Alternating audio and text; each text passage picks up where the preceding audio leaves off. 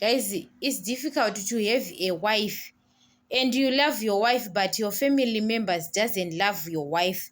It's so difficult because and your wife hates your family members. They are not in good books, your mother and your wife. And guys, you have to choose. Most of the times, guys, it's difficult to choose between your mother and your wife. You understand? It's so difficult sometimes because your wife and your mother, they are not in good books. You understand? They are not in good books sometimes. It's so difficult because you can't choose your mother.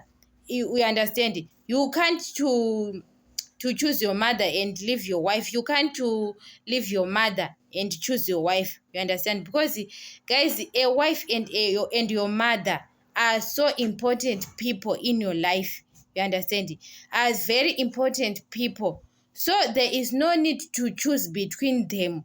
You have to do something that they are in good books. You have to make sure you are they are in good books because you can't to choose between them because some mothers, they are controlling their sons.